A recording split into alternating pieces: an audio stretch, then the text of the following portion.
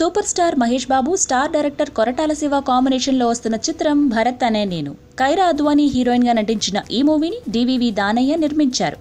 April 20న ప్రపంచవ్యాప్తంగా భారీ స్థాయిలో ఈ చిత్రం విడుదల కానుంది.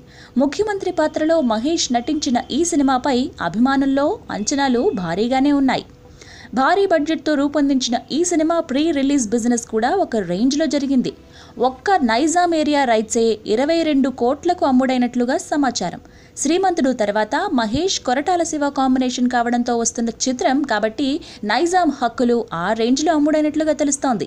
అయితే తాజాగా నైజాం ఏరియాలో సగభాగం డిస్ట్రిబ్యూషన్ దర్శకుడు కొరటాల శివ తీసుకున్నారని ఫిల్మ్ నగర్ టాక్. మొదటి నుంచి మహేష్ సినిమాలకు నైజాంలో మంచి క్రేజ్తో పాటు మంచి మార్కెట్ కూడా ఉంటుంది. దూకుడు, శ్రీమంతుడు చిత్రాలు నైజాంలో రికార్డు స్థాయి కలెక్షన్లు రాబట్టాయి. దీంతో మహేష్ సినిమా ఇక్కడ మినిమం వసూళ్లు రాబడతాయి.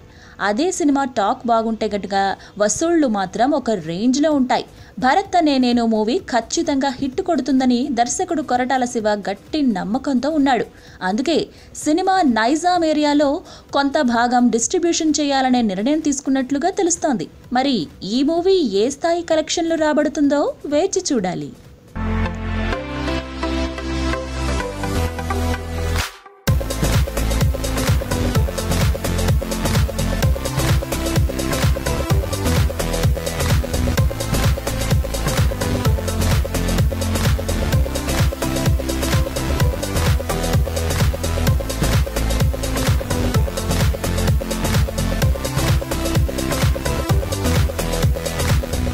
Please subscribe New Waves.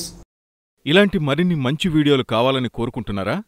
అయితే పక్కనే ఉన్న గంట సింబల్ను క్లిక్ చేయండి. అలాగే సబ్స్క్రైబ్ చేయండి.